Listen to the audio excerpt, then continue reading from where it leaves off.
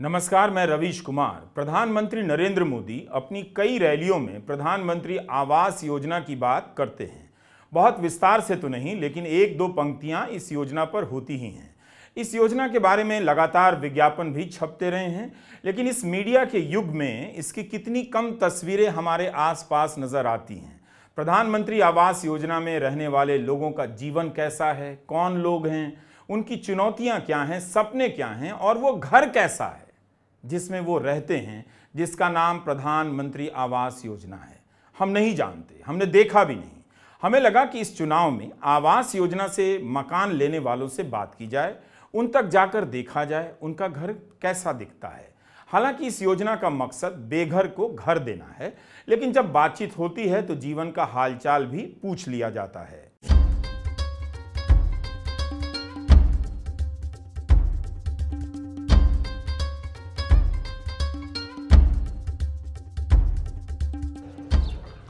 आप जानते हैं कि 1985 में इंदिरा आवास योजना की शुरुआत हुई। 2015 में यही योजना थोड़े बहुत बदलावों के साथ प्रधानमंत्री आवास योजना का रूप ले लेती है। 2012-13 की ग्रामीण विकास मंत्रालय की सालाना रिपोर्ट के अनुसार 2005 से 2011 के दौरान 1 करोड़ 80 लाख घर बनाने के लक्ष्य थे, मगर घर बने 1 करोड़ 56 लाख। लक्ष्य से 24 लाख घर कम बनाए गए। शहरों में राजीव आवास योजना के तहत घर बनाए जाने थे ताकि हर नागरिक के पास एक घर हो। 2015 में इसे PMAYU का नाम दे दिया गया। शुभांगी डेढ़गवे ने दिल्ली, मध्य प्रदेश में कुछ जगहों पर जाकर इस योजना का हाल देखा। आवास योजना में रहने वाले लोगों से पूछा, महंगाई, शिक्षा और अन्य चुनौतियों से वे कैसे जूझ रहे हैं। प्रधानमंत्री मोदी कहते हैं कि 2015 से 2023 के बीच 4 करोड़ घर दिए गए हैं। 8 साल में 4 करोड़ घर, यानी हर साल करीब 50 लाख घर दिए गए। वैसे तो आंकड़े 4 करोड़ से भी कम के हैं। इनमें करीब 80 लाख शहरी इलाकों में बने घर हैं और 2 करोड़ 55 लाख ग्रामीण क्षेत्रों में बने घर हैं। अब इस वीडियो में आगे जो कुछ भी आप देखेंगे, शुभांगी डेढ़गवे की आवाज और उनकी रिपोर्ट आपके सामने होगी। नमस्कार, मैं हूँ शुभांगी डेढ़गवे। अब आप यहाँ से मेरी रिपोर्ट देखेंगे। क्या आपने आवास के घर देखे हैं? वैसे अगर आप सरकार की वेबसाइट, फेसबुक पेज और ट्विटर पर जाएंगे तो आपको इन घरों के इतने फ़ोटो और वीडियो मिलेंगे कि आपको कहीं जाने की ज़रूरत नहीं। लेकिन सरकार के इन फ़ोटो और वीडियो से ये समझ आता है कि केंद्र सरकार इस योजना का डॉक्यूमेंटेशन कैसे करती है। इन घरों को कई एंगल से रिकॉर्ड किया गया है। ड्रोन कैमरे की मदद से भी इन घरों की वीडियो रिकॉर्डिंग की गई है ताकि कोई भी पत्रकार जब इसे अपनी रिपोर्ट में शामिल करे तो सब कुछ शानदार और भव्य लगने लगे। लेकिन जैसे ही जमीन पर आप जाते हैं, प्रधानमंत्री आवास योजना का घर हमेशा सरकार के वीडियो की तरह नहीं दिखता है। कुछ अलग भी दिखते हैं, जैसे हमारे गांव, कस्बों की गलियों के बाहर बने मकानों की सच्चाई की तरह।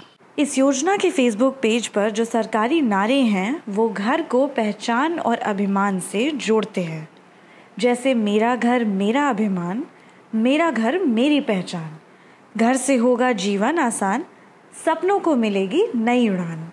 इस योजना के ये सरकारी नारे बार बार याद दिलाते रहते हैं कि जिसे घर मिला है उसे पहचान मिल गई है।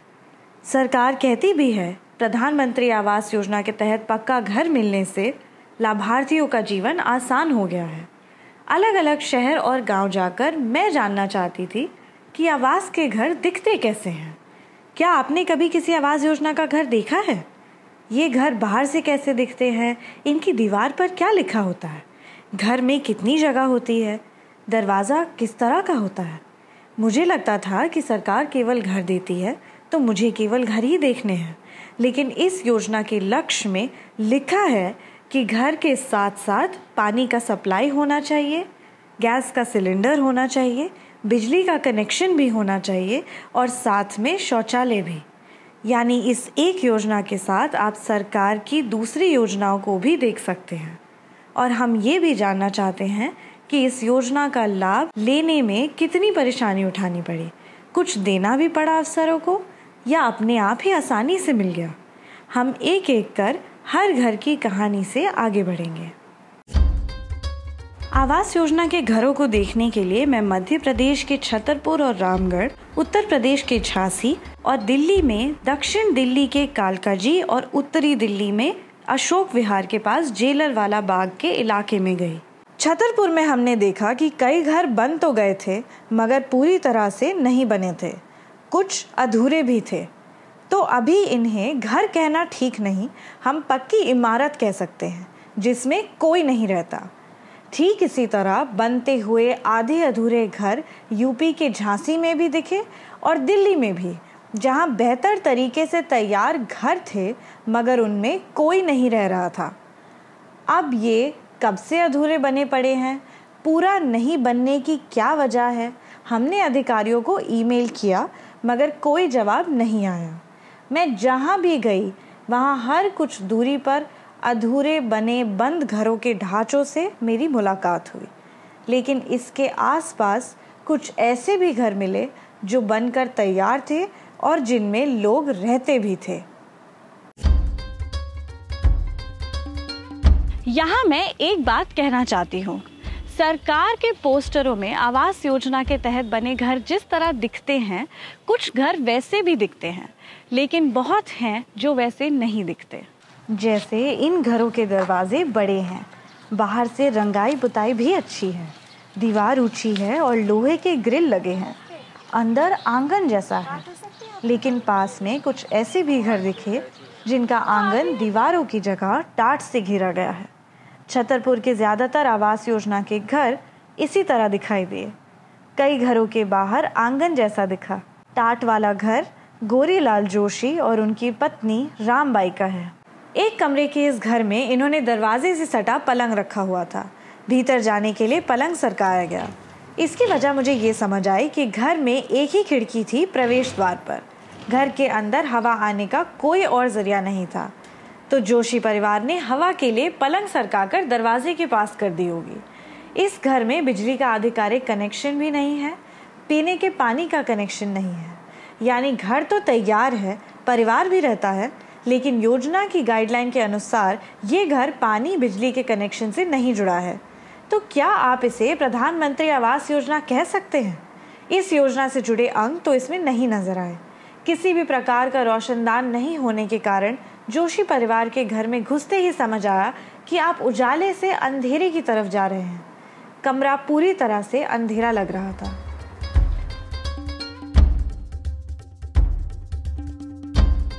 हमें ऐसा इसी एक घर में नहीं दिखा, बल्कि आसपास के कई घरों के हाल भी जोशी परिवार के घर के जैसे ही थे। जिसके पास घर नहीं है उसे कैसा भी घर मिल जाए उसका महत्व तो है। जिसके पास छत नहीं है वो ऐसे घर का भी स्वागत करेगा। लेकिन मैं चूंकि पत्रकार नज़र से इस घर को देख रही थी, तो देखना ज़रूरी था कि योजना के तहत पानी और बिजली का कनेक्शन है या नहीं। आवास योजना के घरों की एक ही बात थी जो समान थी, वो ये कि सभी घरों के बाहर प्रधानमंत्री आवास योजना का नाम लिखा था, बाकायदा शीलापट की तरह लगाया गया था। घर पूरा बना हो या ना बना हो, प्रवेश द्वार पर रंगीन बैकग्राउंड पर काली स्याही से प्रधानमंत्री आवास योजना, लाभार्थी का नाम, निर्माण की तारीख, दी हुई राशि और प्रधानमंत्री और मुख्यमंत्री का नाम जरूर लिखा होता था। बोलते थे कि जब आपके 50,000 आएंगे जब लिखवा लेंगे, सोने से लिखवाया, फिर भी नहीं आए 50। इस घर में रहने वाले भगवान चरण साहू और फूलन साहू के परिवार को घर बनाने के लिए 3 किस्तों में 2.5 लाख रुपए मिले थे। 2018 में घर बन गया, मगर अभी तक 50,000 की आखिरी किस्त नहीं आई। यही नहीं, पानी का इंतज़ाम भी खुद करना पड़ा। बोरवेल पर 50,000 खर्च हो गए। भगवान चरण साहू कहते हैं कि इस घर को बनाने में करीब 5 लाख रुपए लग गए। किस्त पूरी नहीं आई तो मार्केट से लोन लेना पड़ गया। सरकार इन घरों पर अपना दावा करती है। उसके दावे से लगता है कि भगवान चरण साहू का आवास बनाने में सरकार का ही हाथ है, मगर उनके जैसे लाभार्थियों के पैसे भी तो लगे हैं। हिस्सा तो उनका भी है, मगर नाम अकेले सरकार का, लाभार्थी का क्यों नहीं? को से 10 लाए, को से 5 लाए, तो उठा के ले बनवा दो। समय के 50 आऊँ चाहे 1 लाख आऊँ चाहे, तो उठा धर के करे। अब जबकि 50 भी रह गए, 50 आई नहीं है, पैसा आई नहीं है, पैसा भी दे यहाँ धरी वे वही आशा में उठाए हैं कि आए जा तो दे दे हैं। हाँ।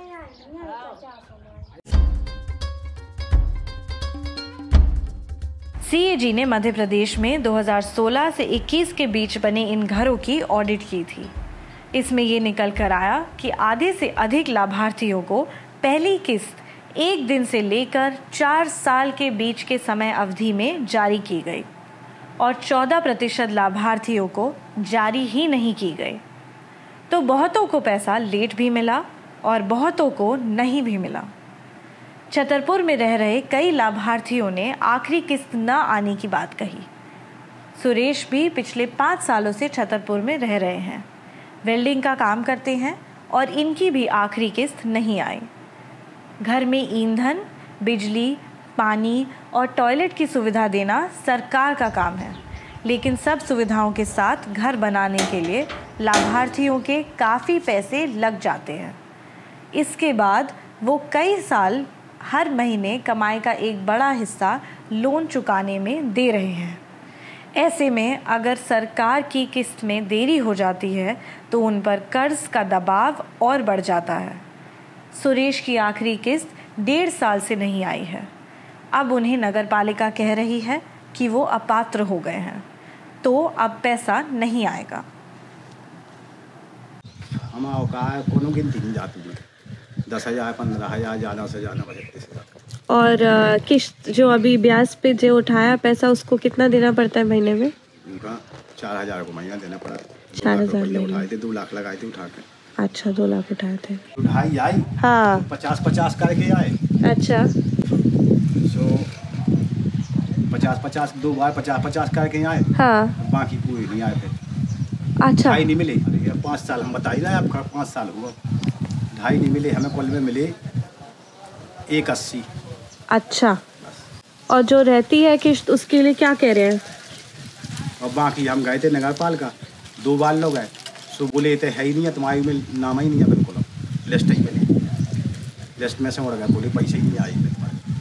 सुरेश ने कहा कि ये जो दावा किया जाता है कि पैसा सीधे आपके खाते में आता है, उसमें भी कई दिक्कतें हैं। 2.5 लाख मंजूर हो तो हाँ, तो देखो आपको बताएं, और 2.5 लाख में उनने 20,000 रुपया रिश्वत लाई थी। अच्छा, 20,000 रुपया लाई थी रिश्वत निकलाई की। अच्छा, उन्होंने फार्म डलवाए थे। अच्छा, अच्छा, सो 20,000 तो रिश्वत भी पहले ही कितना निकला तुम्हारे पैसा, सो हम काट ले भी वैसे निकाल लें। जब मैंने आवास योजना में नगर पालिका से ली हुई रिश्वत का सर्च किया तो 2021 से 2024 के बीच की कई खबरें सामने आईं। जनवरी 2024 में एक अजीब घटना उत्तर प्रदेश के बदायूं में हुई। विकसित भारत संकल्प यात्रा के दौरान एक भाजपा नेता उस समय फंस गए जब स्टेज पर ही चाबी लेने आई एक महिला ने माइक पर कह दिया कि पीएम आवास योजना के तहत एक घर के लिए 30,000 रुपए की रिश्वत देनी पड़ी।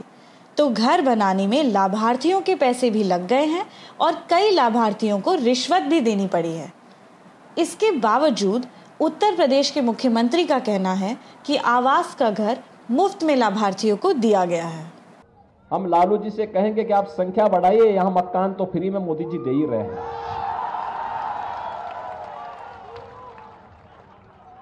4 करोड़ लोगों को फ्री में आवास दे दिया। तो रिश्वत देकर और उधार पर पैसे उठाकर सुरेश ने अपना घर बनाया। रिश्वत के बावजूद छतरपुर के हालात ये थे कि आवास की बाकी सुविधाएं जैसे नल और बिजली का कनेक्शन लाभार्थियों को यहाँ प्राप्त ही नहीं हो रहा था।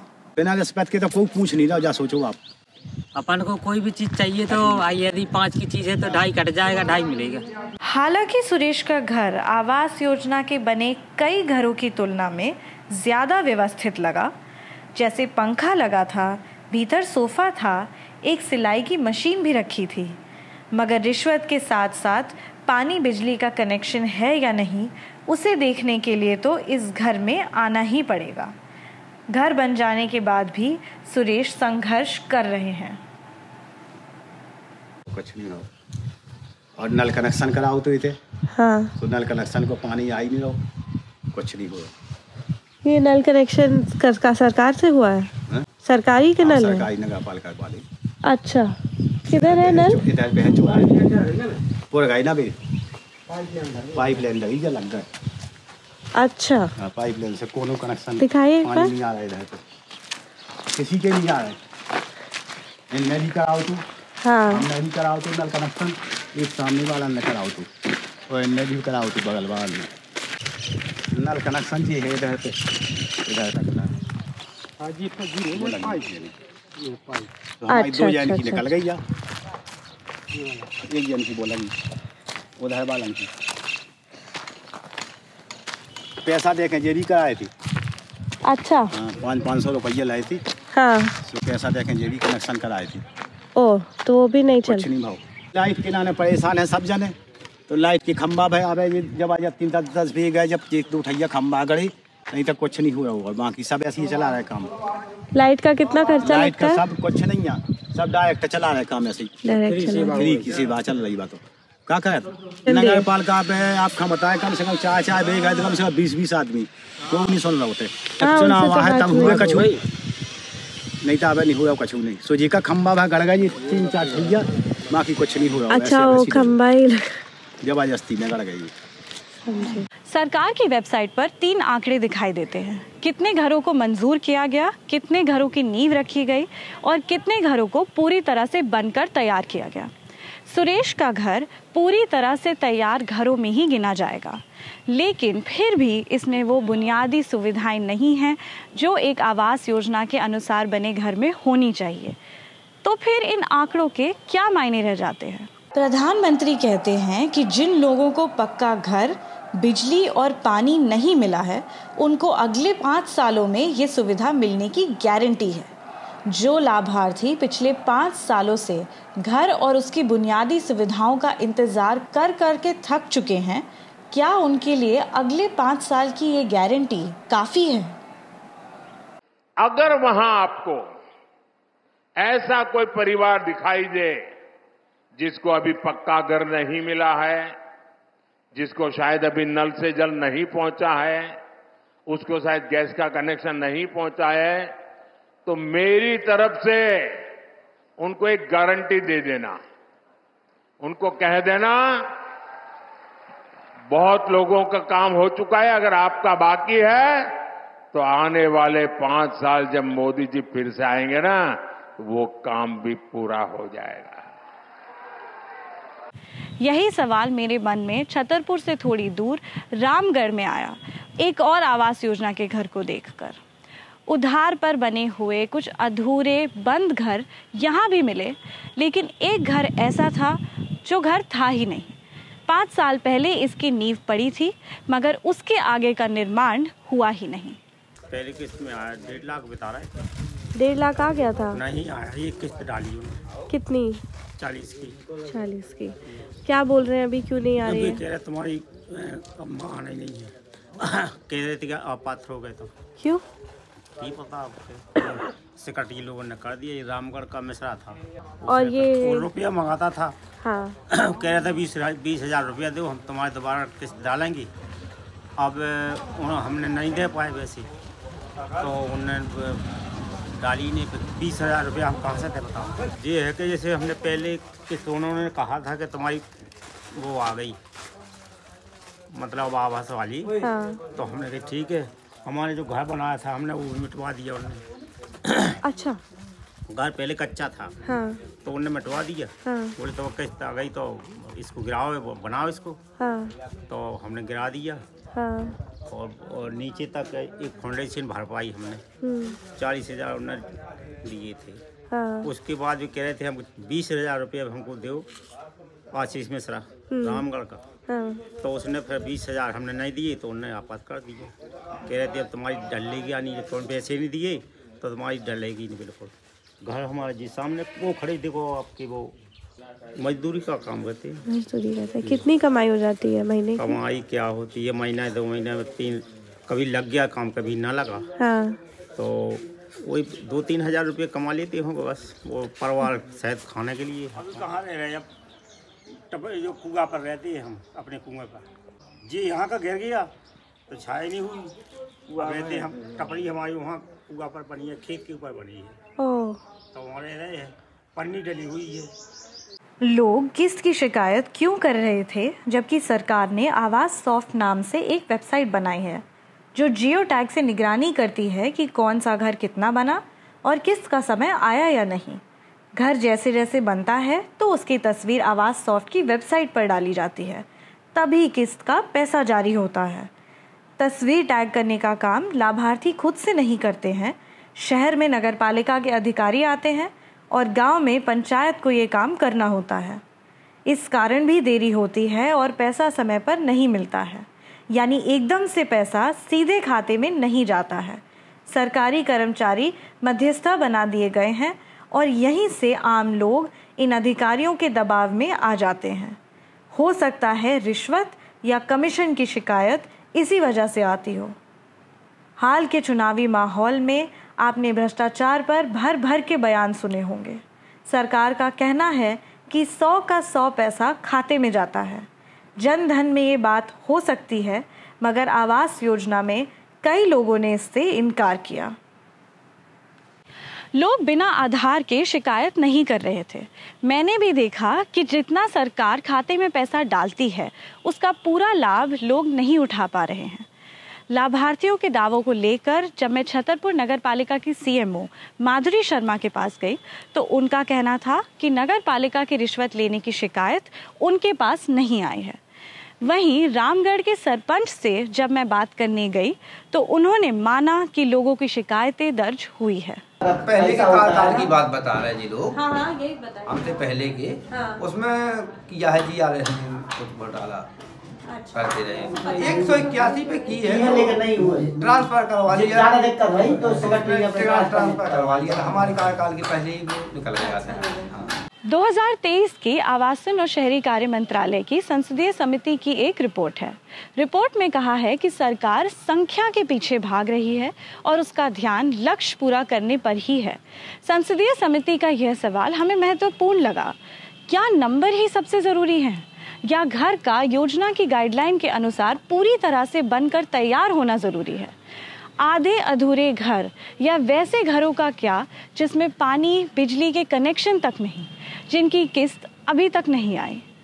लाभार्थी मथुल्य अहरवार के घर को क्या आप आवास योजना के तहत गिन सकते हैं? घर की नींव तो अब ध्वस्त हो गई है, अब इसे किस श्रेणी में गिनेंगे? मंजूर किए गए घरों में गिनेंगे या उन घरों में जिनकी नींव रख दी गई? क्या ऐसे बेकार हो चुके कई घरों की कोई अलग श्रेणी है? बुनियाद के बाद से घर तो नहीं बना, लेकिन अहरवार कुएं के पास एक झोपड़ी में अब रह रहे हैं। इसके बाद हम रामगढ़ के ही एक और नए तरह के आवास के घर में पहुंचे।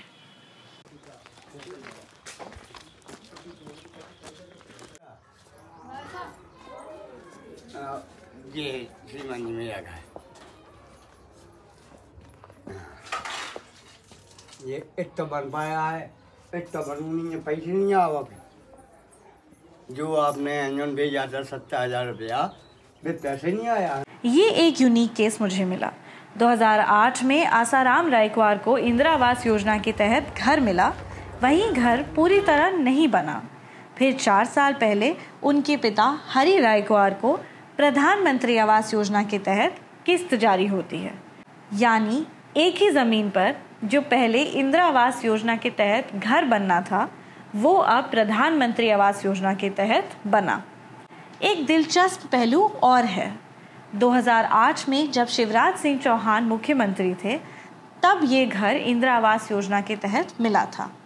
इस घर में 2 तरह की छत दिखी। इंदिरा आवास योजना के तहत बनी छत कच्चे बांस और पॉलीथीन से बनी थी और पक्की छत प्रधानमंत्री आवास योजना के तहत बनी। आसाराम रायकवार तो आज तक इंदिरा आवास योजना के तहत मिलने वाली किस्त का इंतज़ार कर रहे हैं। जब किस्त नहीं आई तो उनको स्टेट बैंक ऑफ इंडिया से करीब 75,000 रुपए का लोन लेना पड़ा। आसाराम आज तक उस लोन को नहीं चुका सके हैं। घर अधूरा रह गया और आगे की किस्त नहीं आई। प्रधानमंत्री आवास के पैसों से बस थोड़ा सा घर और बढ़ा, रसोई बन गई। मगर दो योजनाओं के सहारे के बाद भी ये घर अभी तक कई बुनियादी सुविधाओं के लिए जूझ रहा है। 1 लाख का किस्त बना था हमारा। अच्छा, तो चुकाने वाला। हाँ। और उसमें हमारा लोन आता है, उसमें हमने पैसे चुकाया नहीं है। हमको मिला था 75,000 रुपये मिले था खाली। हाँ। 5,000 में भाजी कर दिए थे वहीं पर। हाँ। और इसके बाद हमने फिर जब प्लस्तर निकाल पाया तो इसके बाद हमारे पैसे नहीं निकले। 20,000 बच्चे थे हमारे छोटे छोटे, इतने करने वाला कोई नहीं था। और सही है नहीं, वो नहीं बोल रहे हैं ना, इसमें वो पैसा आ रहा है, लोन का पैसा आ रहा है हमारा। लोन का पैसा हाँ, 50,000 चुकाना था उसमें, तो चुका नहीं पाए अभी। नहीं, कुछ जब प्लस्तर ही कर पाए तो चुका कैसे पाएंगे हम। अभी लोन का पैसा। हाँ, लोन का पैसा आ रहा है, इसमें किस्त आ रही है, उसमें मॉल में आ रही है, जाके पैसे भरो। क्या काम करते हैं आप? बस यही मजदूरी करते, चुनाई का खेती मेरे पास में डालते हो, क्या करना है। कुछ भी नहीं है, जमीन तो है नहीं है कहीं, कुछ नहीं जाते हैं उधर से सामान बनता है। अब जा रहे हैं, कल परसों चले, कल निकल जाएंगे हम। कहाँ जाएंगे? दिल्ली जा रहे हैं। दिल्ली दिल्ली में काम करते हैं? वो क्या है, मजदूरी तो करनी पड़ेगी। अब यहाँ कुछ है नहीं है। अच्छा, कितना कमाई हो जाती है महीने की? अब कितना होता है, 320 रुपये इनको मिलते हैं, 380 रुपये हमको मिलते हैं। हाँ। और जैसे मिस्त्री कहते हैं तो 500 रुपये मिलते हैं हमको। हम कहते हैं मिस्त्री ये करते हैं बिल्दाई में। वो जो लाइट है ना, लाइट वाली 1 साल से ही ले गए थे, वो ज्यादा बिल देती है। अब यहाँ ना हमारे पास कूलर है ना पंखा है, पंखा बल्ब जलता है और कुछ नहीं है। और ना जेट है, कुछ नहीं है। देख लो चल गए, कुछ नहीं है। और ना कुछ नहीं है, इतना बिल देते हैं, 500-600 रुपये बिल देती हैं। और अब क्या करें, हम नहीं चला पाते, लगा काट के तारा सब लगा काट के बोलते हैं, टम पे जिले हैं कहीं से मान, अब रात को अंधेरे में सोई रह पाएंगे। घर होने के बावजूद आसाराम रायकुआर जैसे लाभार्थी कर्ज न चुकाने और बिल न भर पाने के जाल में फंसे हुए हैं। आवास योजना के तहत सरकारी बैंक से कम ब्याज पर करीब 70,000 रुपये का लोन लिया जा सकता है, लेकिन जब हमने प्रधानमंत्री आवास योजना को ईमेल कर जानना चाहा कि कितने लाभार्थियों को सरकारी बैंक से लोन मिले हैं, तो हमें कोई जवाब नहीं मिला। दिल्ली में भी हमें लोन की समस्याओं के बारे में कई लाभार्थियों ने बताया। सरकारी लोन न मिलने की वजह से कई लोगों को खुले बाजार या प्राइवेट बैंक से काफ़ी ब्याज पर लोन लेना पड़ा। अब हम दिल्ली आ गए हैं प्रधानमंत्री आवास योजना के तहत एक और स्कीम का हाल जानने।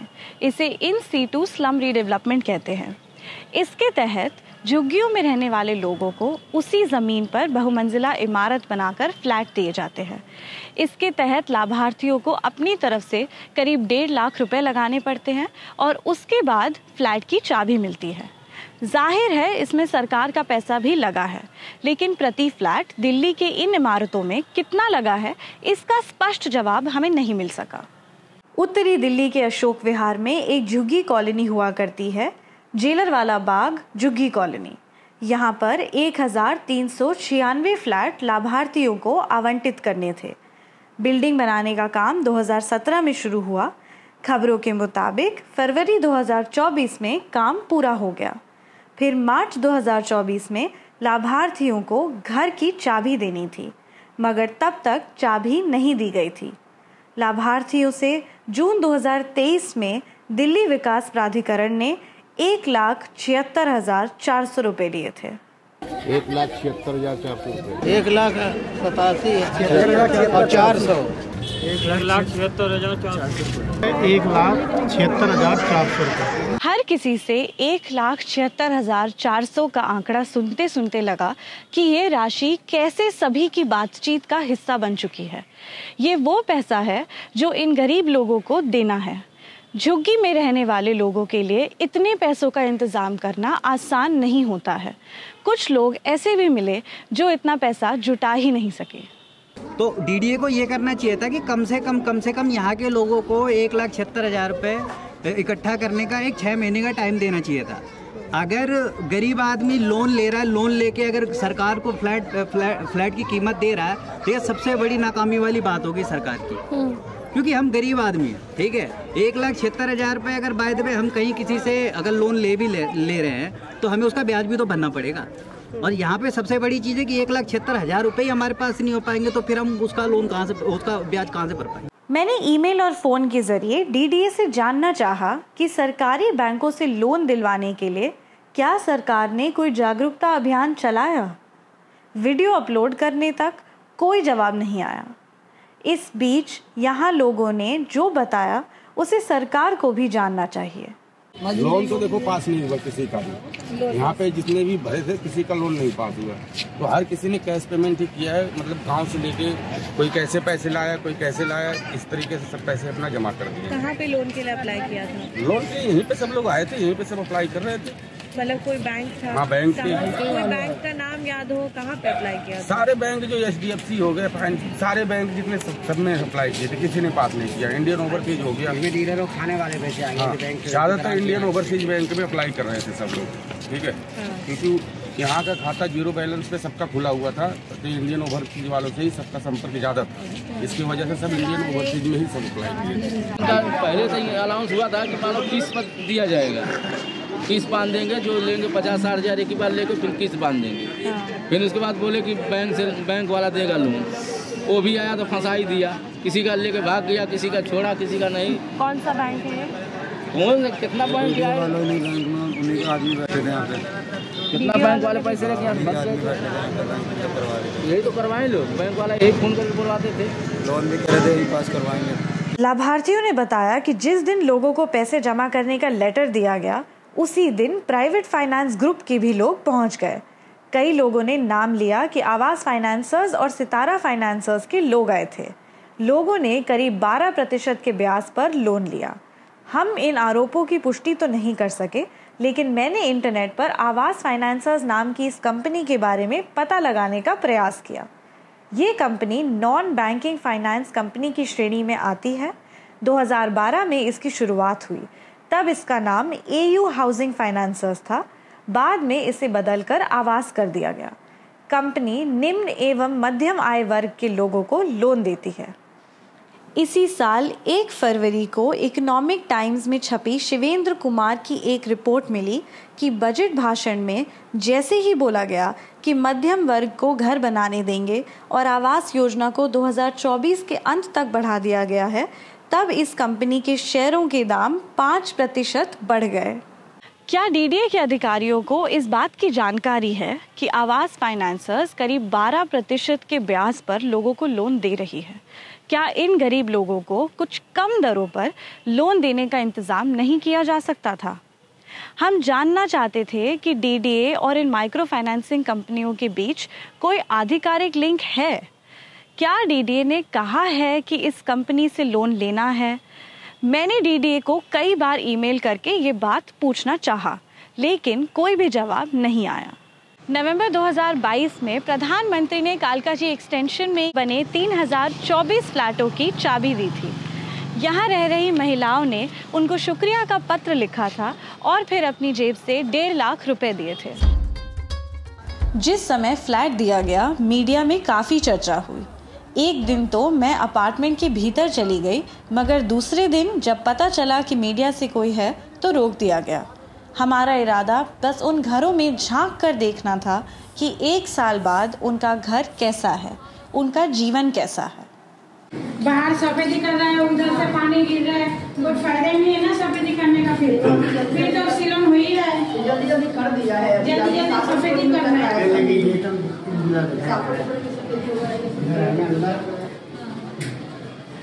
प्रॉब्लम की कोई कमी नहीं है यहाँ पर। बस एक घर बना के दिया, यही देख देख हो और यही देख देख के खाओ, बस यही है। बाथरूम जो है 1 साल से पानी नहीं आ रहा हमारा बाथरूम। हमारे सबका बाथरूम किसी का भी नहीं आता। हमने कंप्लेन कर करके थक गए हम लोग। हमारा फ्लैश में पानी नहीं आता, हमें बाल्टी में भर भर के डालना पड़ता है पानी। यहाँ पानी बंद कर देता है, समय से पहले बंद कर देता है। कभी 8 बजे बंद कर दिया, कभी 9 बजे बंद कर दिया, कभी दिया ही नहीं। कभी लेटरिन में नहीं दिया तो कभी किचन में नहीं दिया। पीने का पानी बाहर से खरीद के पीते हैं। खरीद के लाओ, चाहे अभी कुछ दिन पहले उधर नीचे लगा दिया लगा हुआ है तो वो कभी चालू होता है, कभी बंद रहता है, तो फिर लोगों को भटकना पड़ता है। कितना खर्चा होता है पानी खरीदने में? एक बोतल 30 रुपए 40 रुपए लेते हैं। 30 रुपए का बोतल आता है तो हमारे तो 2-3 लग जाते हैं। हमने फेस के ना 1 साल से हम रह रहे हैं ना, हम बाल्टी भर भर के नीचे से लाते थे लिफ्ट में, पानी लिफ्ट पूरा पानी से भीगा रहता है। अगर करंट शॉर्ट लग गया तो हमें तो क्या होगा उस टाइम पे? पीने का पानी तो हमें रोज जाना पड़ता है। मैम हम लोग जो है ना नीचे से हमें उस कोने में नलका लगा था, उस कोने में से हमें सभी मिलके बाल्टी भर भर के यहाँ पर जितने भी मेंबर्स रहते हैं तो सभी जाते थे। और लिफ्ट में इतना पानी गिरता था लग जाता था, और सीढ़ी से तो हम आ नहीं सकते। कालकाजी एक्सटेंशन में बनी इस बिल्डिंग में भी कई ऐसे घरों से मुलाकात हुई जो खाली थे। बिल्डिंग में करीब 3024 फ्लैटों का निर्माण किया गया, लेकिन केवल 1860 फ्लैट ही आवंटित किए गए। आवास योजना पर इतने सरकारी बयान और कार्यक्रम देखने के बाद क्या आपने आवास के घरों की कुछ ऐसी ही कल्पना की थी? पक्के घरों में लाभार्थियों की खुशहाल जिंदगी आपको इतने आवास के घरों में किस तरह नजर आई? आवास योजना का मतलब है कि जिनके पास ज़मीन नहीं है, छत नहीं है, उन्हें घर मिले। मगर अब भी इस श्रेणी के लोगों के लिए अपना घर दूर का सपना ही है। दिल्ली सहित कई महानगरों में करोड़ों लोग झुग्गियों में रहते हैं और फुटपाथ पर रहते हैं।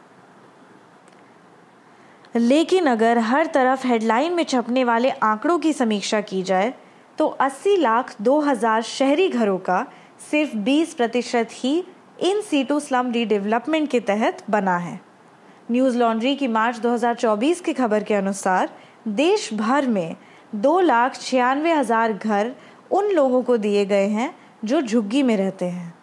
आवास योजना के कुल लाभार्थियों का ये सिर्फ 2.5% है। चिंतन पटेल और वैभव जैन ने इस लेख में लिखा है कि अगर आवास योजना के तहत 80 लाख घर बने हैं तो देश भर में बेघर लोगों का ये सिर्फ 25.15% ही है। 2024 के अंत में टारगेट पूरा होने के बावजूद देश में 2,40,00,000 लोग ऐसे होंगे जिनके पास पक्की छत नहीं होगी। घर सिर्फ सिर ढकने की छत नहीं होती है, जगह भर नहीं होती है। घर एक आस्था का स्थल होता है जहां सपने आकार लेते हैं, जहां एक परिवार का वर्तमान और भविष्य तय होता है।